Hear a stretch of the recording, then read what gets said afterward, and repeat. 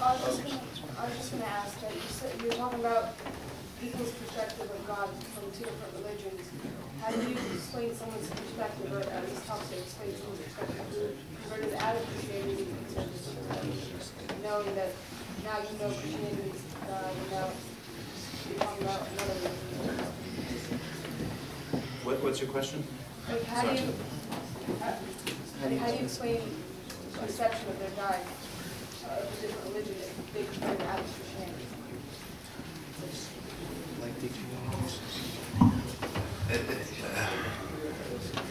It's a case-by-case situation, because those that leave Christianity, there is something in their life that there's something that either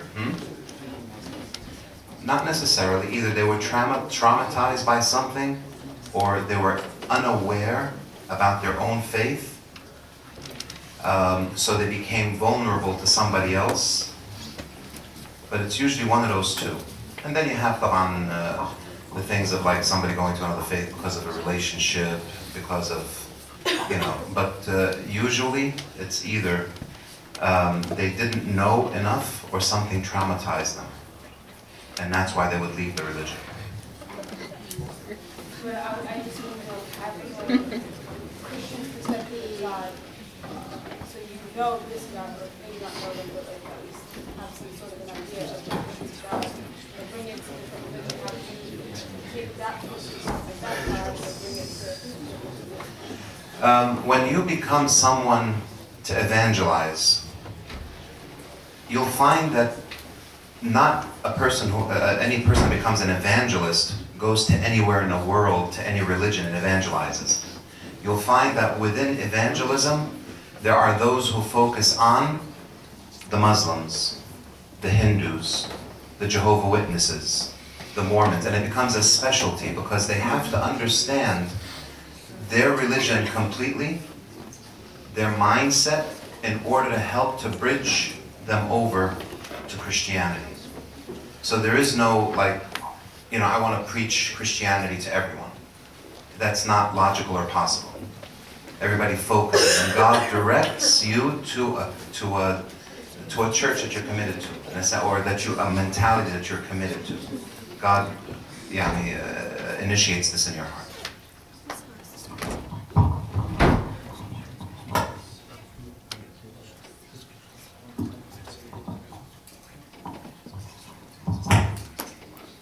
You hear me better now?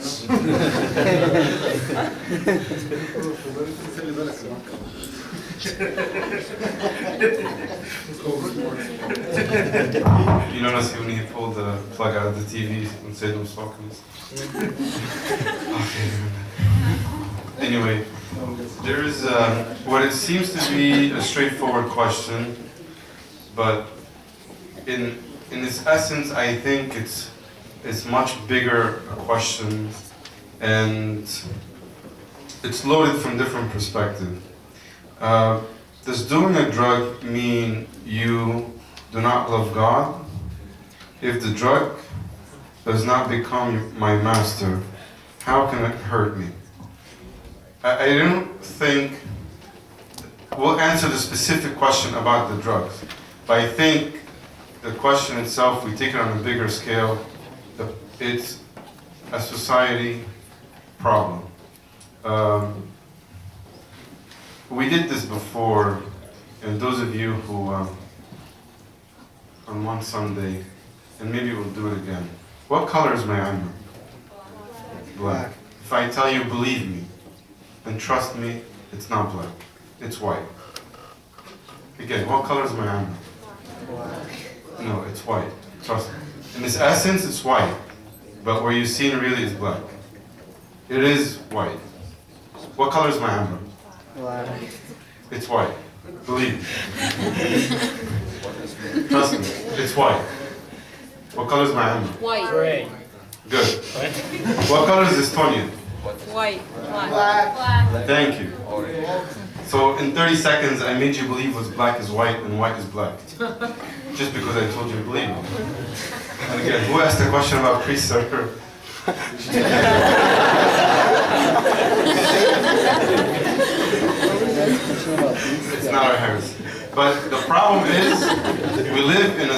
society that makes us believe what's right, it's wrong, and what's wrong is right.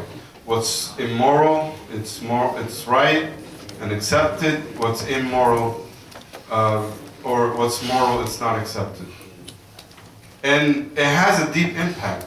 Believe it or not, it affects us all. When people come and say, what's wrong, what's that famous show? I always forget the name of it. When two guys are raising... No, Modern Family, thank you. I still haven't seen it yet, but I want to see it just to see what everyone loves about it. And that show, believe it or not, has a deep impact on how people, their faith and religion itself. I remember someone said, there's nothing wrong with living with someone of the same sex and raising children. It's on Modern Family, it's on TV. But we laugh, but we're influenced by society, whether we like it or not.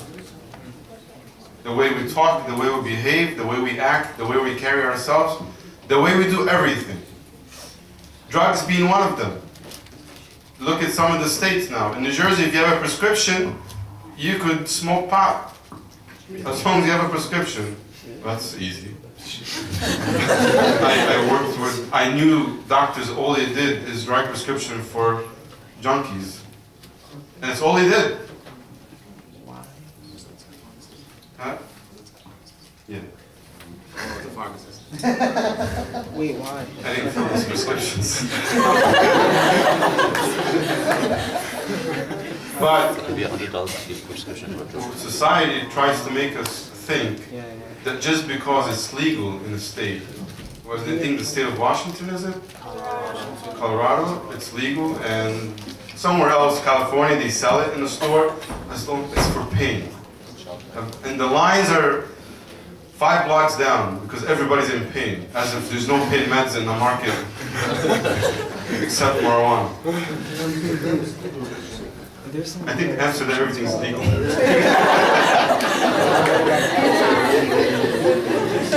I heard they go like this with the Coke bags. Anyway. I remember first year of high school in Dickinson. Anyone knows Dickinson? Okay. Good school. First week, I tell you, people scared me so bad of Dickinson. They told me they'll steal your book bag, they'll steal your shoes and everything. Don't even carry a book bag. So first couple days I used to take my books and chop right back.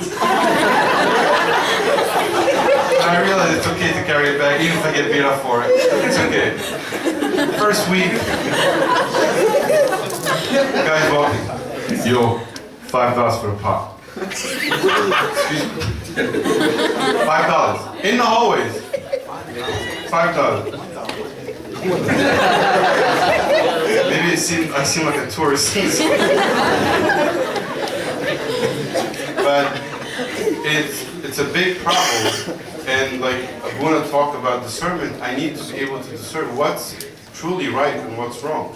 Just because it's legalized, and that doesn't mean it's right. And we know everything that society talks about, what's right and what's wrong. We don't need to go into details, but it is a big problem. It's affecting us. And we need to be able to differentiate between what's right and what's wrong without being influenced by society.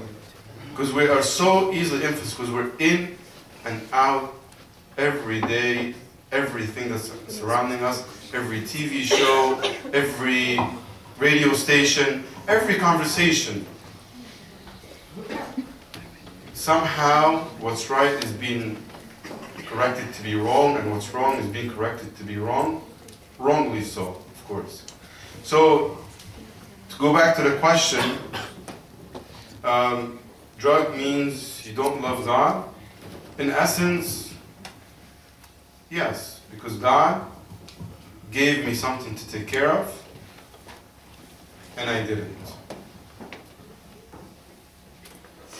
Not that I don't love God, I don't love myself. I don't care about myself. So therefore, God cares about me and I don't care about myself, therefore maybe that translates into that I don't care about God or I don't care about myself. Maybe I do care, maybe I just need some guidance. Or I'm so influenced by society that I don't see how I should do or go about doing the right things.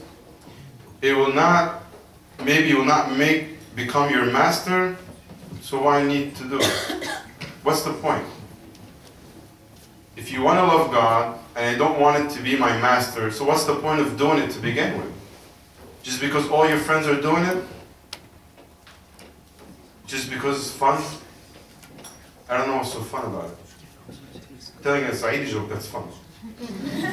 Getting up Mark, that's extremely fun. Making fun of Benji, where is it?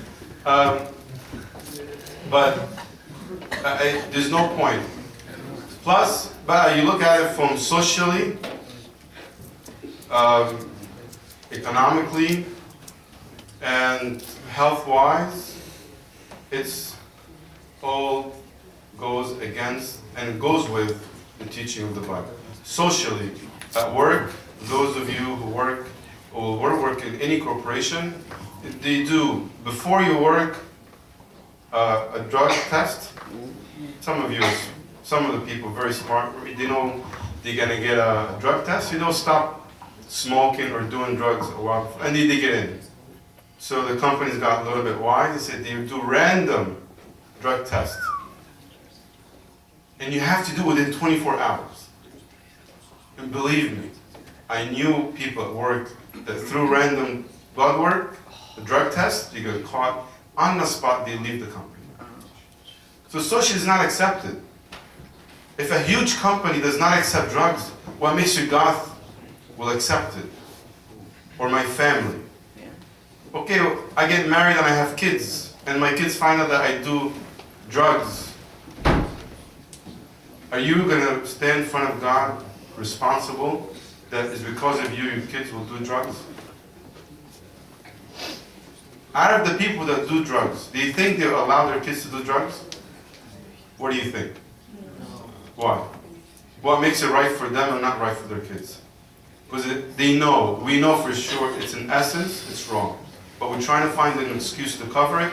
We're trying to find a reason or an intelligent reason to make it look right and to justify my conscience and calm it down and put a cover on my conscience and damp it down and numb it down to be desensitized to it so I could do it without having to feel guilty about doing it.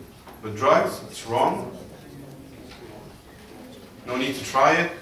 I don't think we need to give it, all of you go to college or you know biology, you know something about drugs, but wrong on all levels. On all levels. Whether it's physiologically, economically, socially, spiritually, it's wrong on all levels. I don't know if the fathers want to add anything. 97% of people say drugs are okay. 95% of the people say that this paper, the backside under a certain light is black. 97% of the people say. You see, polls also have a bearing on your opinion. And when you have a state of society that has chased after their desires, so now all these people who have made the black white and the white black, their opinions are polled, and we get affected by polls. If you're not in, then you're a reject. And that has an effect on our psychology to help us or encourage us to make the black white and the white black.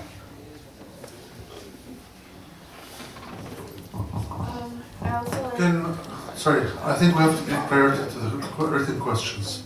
If you have a question you want to ask in person, you can ask during some lecture. Because some people ask me, let's first answer the question that we're presenting. We're doing our best to answer the question. I know we're running a little bit behind schedule. Would you like to continue this? Would you like to do the question answer? Yes. Okay, so we'll continue for how long? We'll continue for how long? Half an hour? More? Huh? Half an hour? Huh? Half an hour. Think half an hour is reasonable? Half an hour is reasonable. Half an hour. We'll do it at 10 o'clock. Okay, everyone? Some important, we have to prioritize activities, okay? Thank you. This is a very important question about sin. Okay. I have also a stack of papers about prayer. I'll try to write a bit through these as quickly as possible, but this is important about sin. Okay, so if God created everything good, why did He create the tree that Adam and Eve couldn't eat from? Isn't that tree bad considering they couldn't eat from it? Why did He create the temptation? Because if someone told me not to do something, I'm going to want to do it more. So why would we do that? So to Adam and to Eve. It is in the back. Understand the concept of free will, and God wanted Adam and Eve to choose Him. Why did He make it so hard? Because if it wasn't for that one tree, I feel we would have been fine, except for that tree would have been fine. I feel like we would have been fine. First of all, it's not, God did not make it hard. We make it hard for ourselves. Let me give you an example. Let's say you go in the army and you're trained to fight, and you're given the top of the line weapons. You're given AK-47, you're given all these, everything. And you're under attack. You're under attack. And instead of using these top of the line weapons, you have a little stick and maybe a little BB gun to fight back. We don't use the tools that God have given us, and that's why we make it hard for ourselves. We make it hard for ourselves. God created everything perfect. If He did not give you total free will, He would not love you. We would be puppets. Who would want to be a puppet? You have to have the two choices to make. God doesn't want to force you into anything. If He didn't give you a choice, you have no choice except that one path. Like that said, you have two choices. It's totally up to you. If you trust me, listen to what I tell you.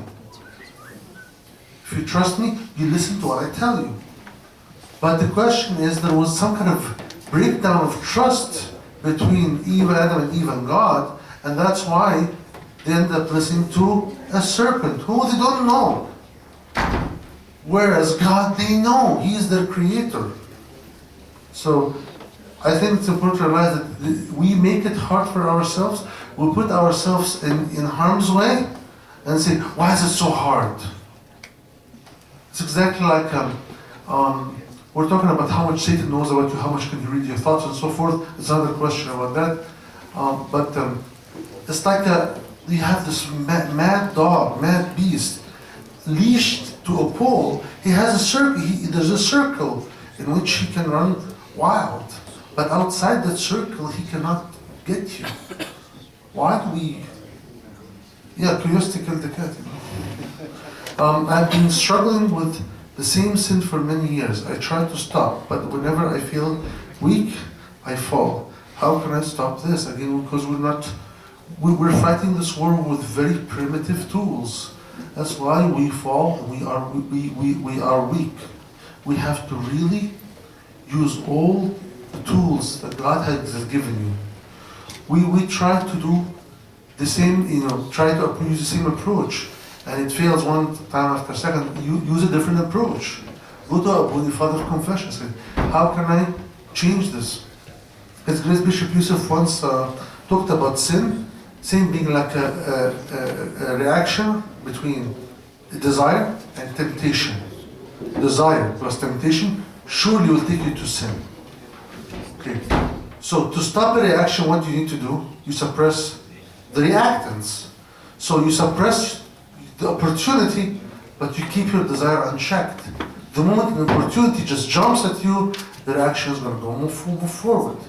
You suppress the desire, but live a kind of carefree life, I know how to control myself. I know when to stop. I know when to draw the line. Okay. So plenty of opportunity. The moment little desire kicks in, the reaction will go and sin will happen. The sure way you can stop and be victorious is you have to shut down the desire, shut down the opportunity.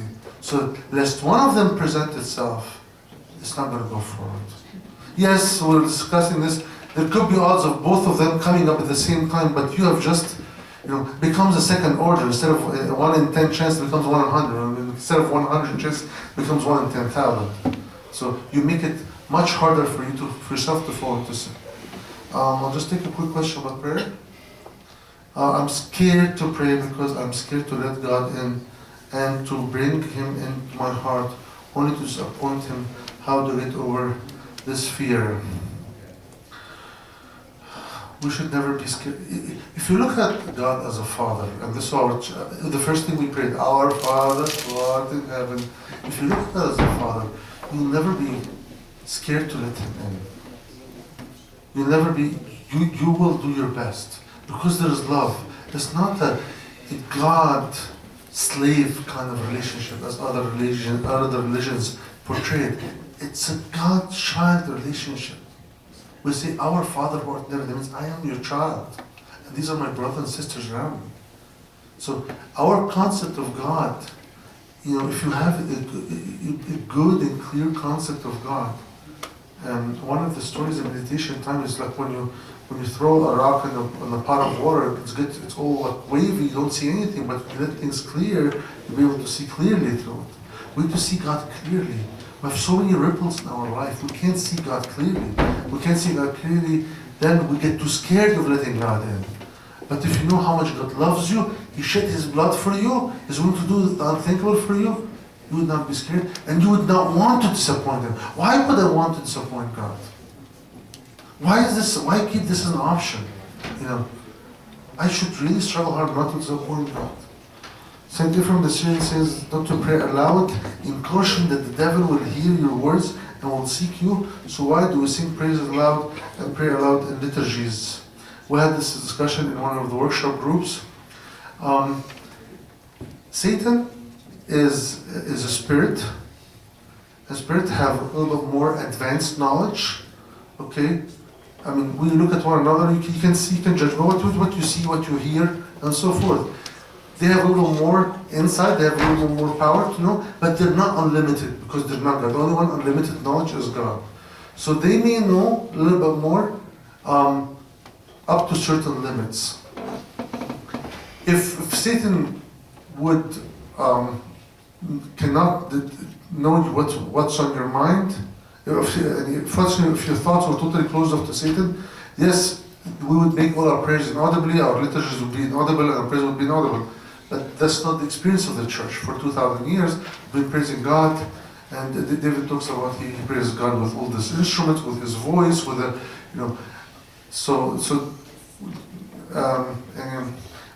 the saints might say some things, maybe on different spiritual levels, but they may not apply to, may not be applicable to all of us. Definitely, praying aloud has been the practice of the church for all these years and has been beneficial to many. So, how do we know what's the right thing to pray for? When you pray according to God's will, okay? And when you broaden the spectrum, I can pray to God, God, this is a problem and this is a solution. My wish is your command. Time to deliver. You said, if I ask, you'll get it, And when we put ourselves, well, this person is sick, I need him, it's called miracle on demand. I need a miracle, that's it. And when we pray like this, we get frustrated. God, he is sick. Do whatever you want. But give everybody this chance to deal with the outcome. If I'm praying for something, how do I know if God wants me to be patient or continue praying for it? Or if it's just not something he will give me? Again, if you broaden your spectrum, you give God the problem, you give God the range of solutions, and you give God the range of time. And you having faith in God, we know that God will act at the right time. If it has to, if he's going to come in the fourth watch of the night and I'm about to give up, sometime. Elizabeth and Zacharias, when were their prayer answered? after they kind of gave up. It's like, your prayer has been heard. Your prayer has been heard. How to get over the boredom you sometimes experience during prayer? Abuna Thomas talked about this earlier. You really have to make it out of your heart with humility. Then it will be much, much different rather than just trying to do it as a routine. What do we do in heaven is a constant praising tasbihah. What exactly we're going to be doing there, we'll find out when we get there, hopefully. How do we overcome the barrier of prayer being embarrassing or weird around our friends, our Coptic friends? Why should the prayer be embarrassing? Why should it be weird? I mean, we pray together in liturgy. If we pray, maybe take a part of a psalm. I mean, everybody knows the psalm. There's nothing weird about this. We put these barriers that are not there and make it hard for ourselves. Personal prayer. Well,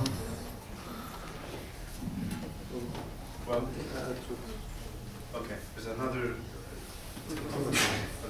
I don't know.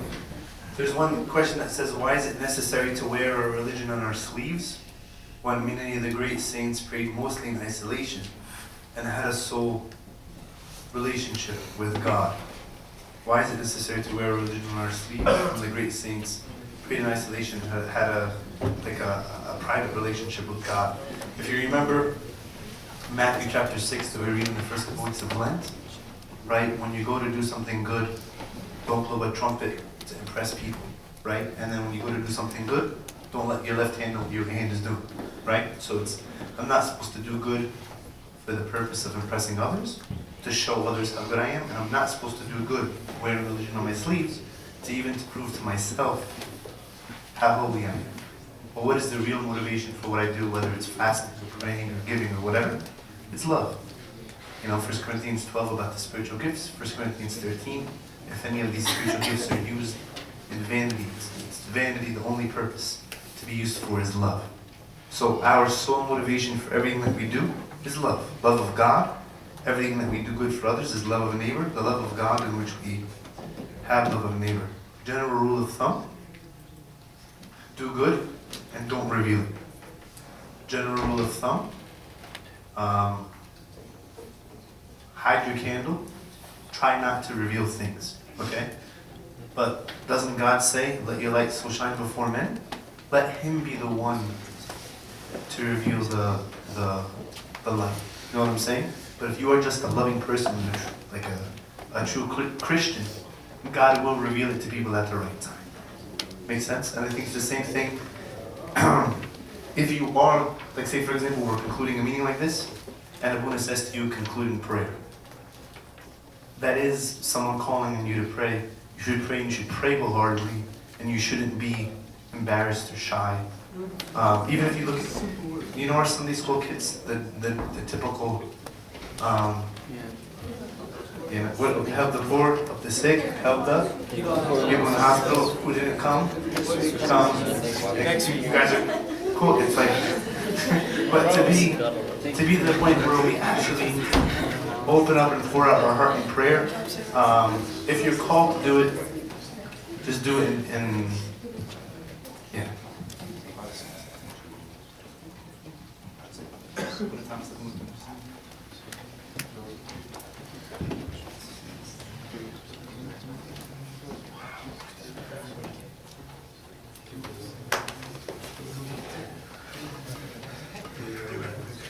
I know there are a couple questions about baptism, especially baptizing little children.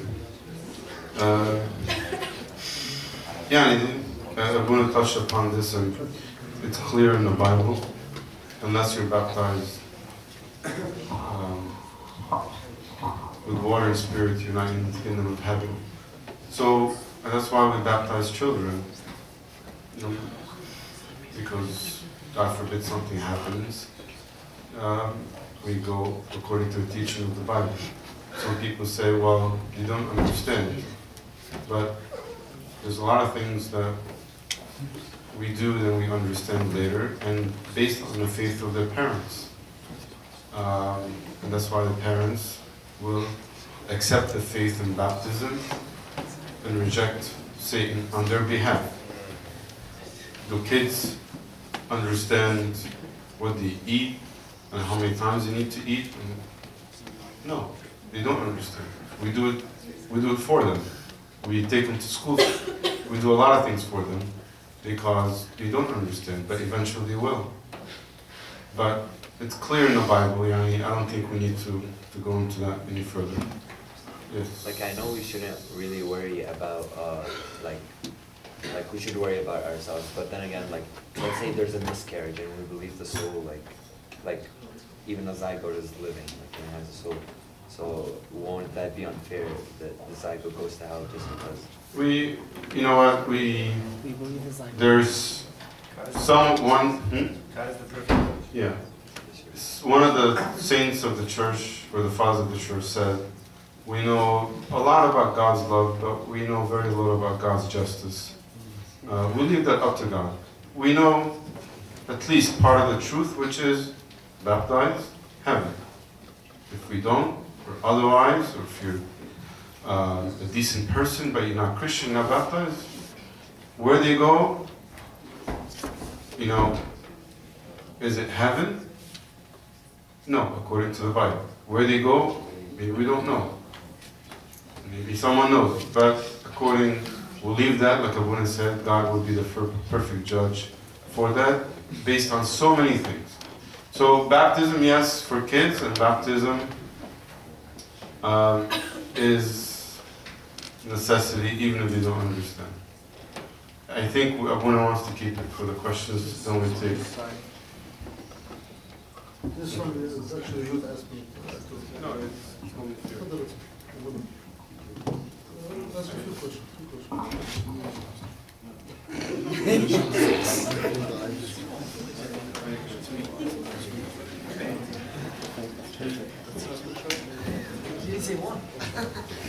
Quickly, and for me it means going from an hour to like 45 minutes. What is the most Christian way to deal with rumors and bad talk? Should I respond to rumors? You will learn as you grow that you're going to have to let things roll off your back. You can never do things about rumors. You can live a life in awareness of certain behaviors can be misunderstood, just being sensitive so that you don't cause people to stumble.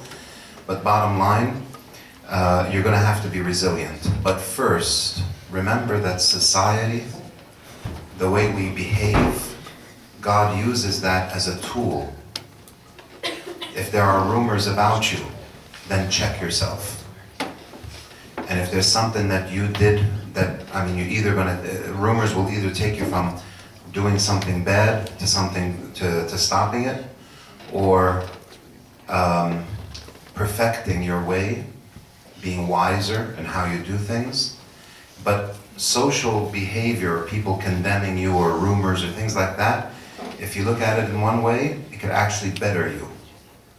Of course you can become better and more clever and sly and sneaky, but you can be better as in wiser and more sensitive and more caring.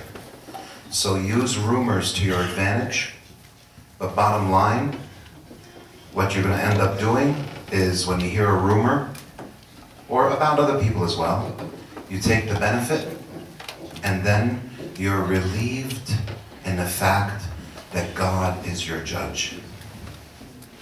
Okay? How can you get yourself to confess? Suck it up and go. Bottom line, come on, I'm in a rush. It's a command. First and foremost, enough of this psychological stupidity stuff in America. Bottom line, commands. God says do. You get your butt and do. That's all. That's bottom line. Everything else, Hashem kid, probably it's like a head back. All this stuff, that comes second. But primary, if you sin, you bring whatever the offering was, you go to the priest and confess your sin, and the priest will do this, and this is instituted from the Old Testament, and the Lord confirmed, confess, and He gave the authority to those who, so all this is instituted by God, you do it. And the longer you stay not doing it, the more awkward it becomes. Just do it. Nike. No, hey, honestly, take the good, leave the bad. Just do it. Like I said, didn't change from the bottom line. One more question.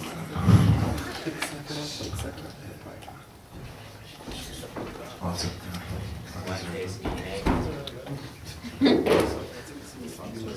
I didn't, I think what's that responded? Why don't the church fathers, why don't they, man? Why don't the church fathers enforce women wearing the veils during services? Oh, that's us, not the church, not the apostolic fathers. It is a Bible commandment.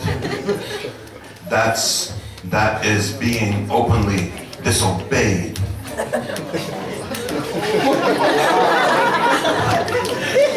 Oh, every service. Wow. I will personally go to Pope Tawadros and complain about Abuna Mordos, Abuna John, and Abuna Thomas that they're not enforcing these things. Oh, no, I'm just a messenger. I'm gonna... Honestly, guys, if this is a guy who wrote it,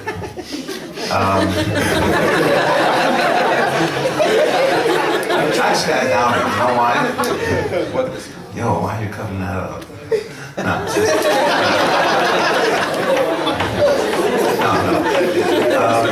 Guys don't really care unless you're one of those that talked about like the communist church, not the communist churches, the Protestant churches.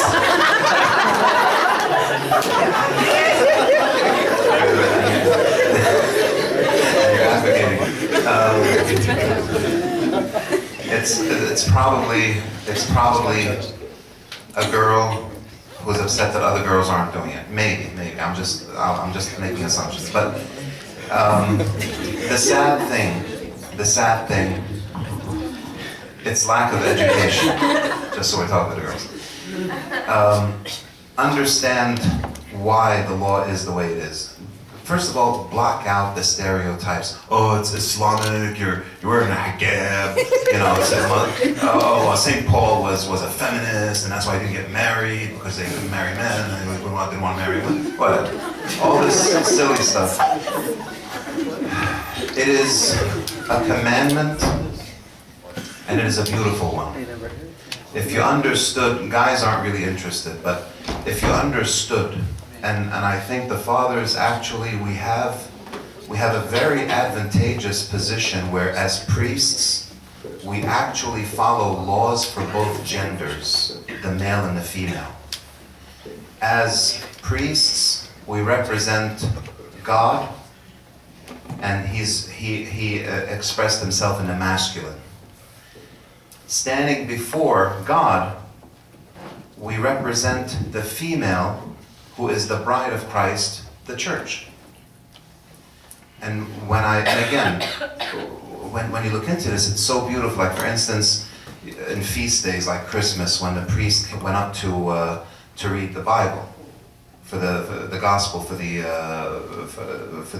liturgy, what did he do? He took off the olonsoa, the makeshift crown that represents, you know, the kingship of God. He takes it off because now where is the king? He is in the reading of the Bible. His presence is represented in the reading of the Bible. Some priests will wear a shamla, which is like a long scarf, like the women's isharb. Who did not see that this past Christmas? Who did not see it? Okay, it happened. Trust me. Okay. Okay. This is why. Trust me.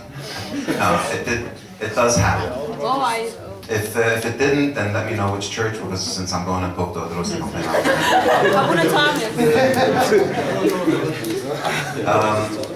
so, what does it say? We as priests. This, let's say, represents the crown. Right now, let's say I represent God, the presence of God, in the priesthood. When I take this off, basically, I don't have his crown. When I hide or when I cover my head, it says that I am headless, because who's my head? Christ. Women, when I know in the Bible it says that, cover your heads because the man is your head. That's the word that kind of bothers women, that says, But if you think about it, it's not saying that you as a woman, that the man is better than you, or he's your head, or you don't have a mind. You do, but you don't use it. That's not what... I want to make sure you're all awake. The point is that you, at this point, become representative of the church. You cover your head, recognizing that Christ is your head. I do that with great pride. There's actually been a few times where once we do the first prostration and we ask the Holy Spirit to change the bread and the wine into the body and blood of Christ. What I would do as we're kneeling, after the change, I would take off the tailasana, the crown, and I would put the shamla, or the scarf, on for the rest of the liturgy. Okay. I guess you've learned it from me. I take these, to represent that I am no longer the head, but the head is with us here in the Eucharist. It's to kind of, for me, it's to remind me that I am not the boss of the church. And even though people, because I'm the priest or whatever, people can make it that way, or people can, because of the respect, I have to remember that I am just a wife for the husband, the true bride, who is Christ. For the people, that they understand that there is something of greater respect, because some people are like, Abuna, Abuna, Abuna. But there is someone who's greater, who made Abuna who Abuna is, and that is Christ. See yourselves, women, ladies, as the bride of Christ, and by covering your head, you're recognizing that Christ is your head. You represent the whole church. I won't tell you my daughter's name, but I wanted one name when I wanted when we had her at the hospital. Actually, my son actually didn't cost us anything, but she was like, I think $500 bottom line bill. Anyway, I wanted a different name, and then her mother wanted. I won't tell you her name, but she wanted to name the girl Rebecca. So I'm like, that's so Jewish. It wasn't very, back then. And then I heard a sermon that says, basic bottom line, Isaac, the story of Isaac when he carried the wood and was going to be offered by his father Abraham, and Isaac represented Christ. Do you remember that fraction? And you know the story. And we see that Isaac was a type of Christ in the Old Testament. So the bride of Isaac is representative of the bride of Christ. So Rebecca represents the bride of Christ, the church. When I heard that analogy, I was like, that's it. We're going to name her Rebecca. Oh, did I mention her? Sorry. It's not Rebecca, it's Hazel. Because she represented the church, the bride of Christ. And every woman should feel this way. You as a female,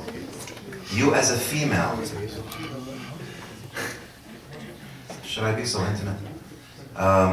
We had a retreat one time. It was just us girls, and we took the body. We took the body of the woman. If you look at, let's say this is the body. Inside the altar is her head. You have two podiums. I won't tell you what they represent.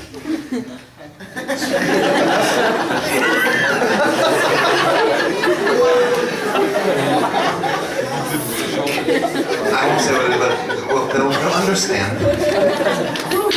And down there is a pool of water.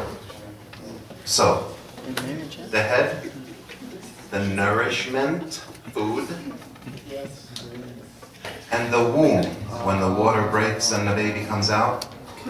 You as a woman, right. So you'll find that you as a woman, the church is formed after your body.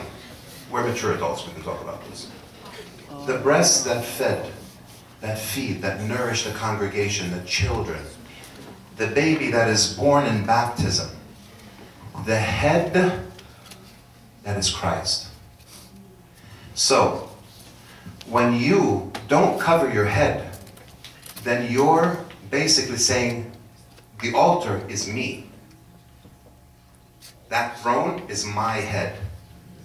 When you cover your head, you're saying, that's the throne of God. He's my head. If you understand what this is all about, you wear it with pride. And a woman who feels, well, we have to cover our head. Do you know that the church is designed after your body?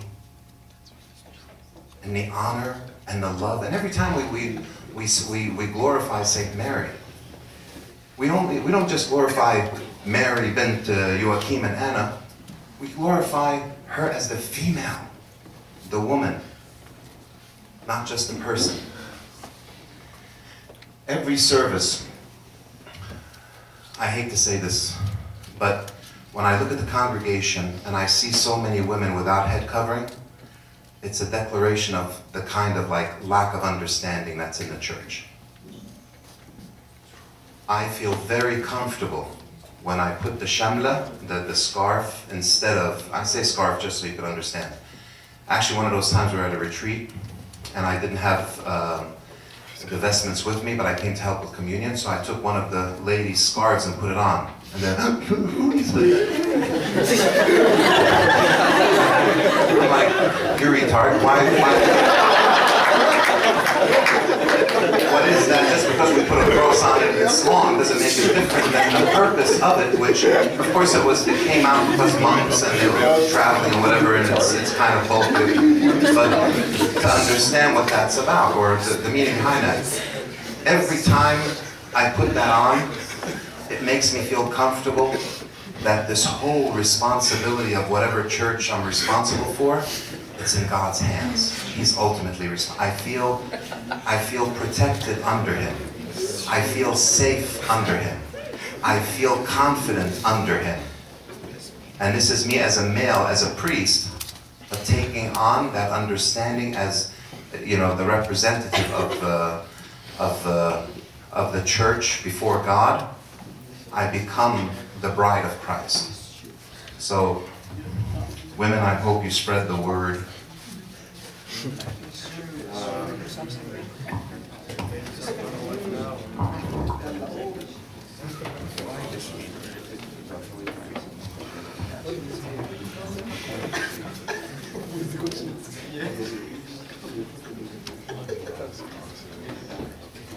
Would you like to continue other questions tomorrow? Yeah. Okay, good idea. If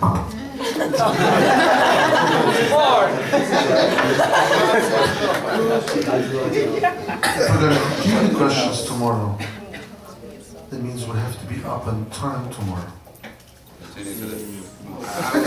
don't mind.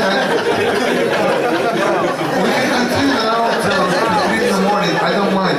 I mean, we answered about 40 questions. I think we have another 40 to go. So that's about 3 hours. So I don't think you will rather do this. So if you, would you like to stay another 3 hours? Sure. Okay, I understand. Okay, I'll be here from 6 in the morning tomorrow, and I'll start answering questions from 6 in the morning.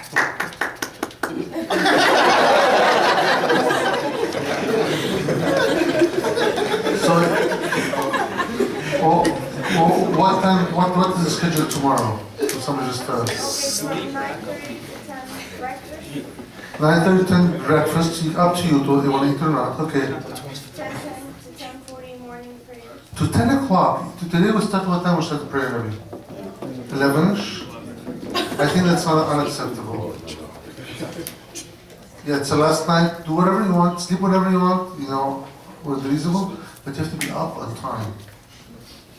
We have a bus coming to pick us tomorrow, and there are so many things going, you know, the evaluations, secret friend, answering the rest of questions, taking group picture, Lord willing, and all these things tomorrow. We cannot start the day at 11 or 12 and be done with all these things till at 3 o'clock, and they have to clean up the rooms and the dorms and so forth. So we have to start prayer at 10. 10.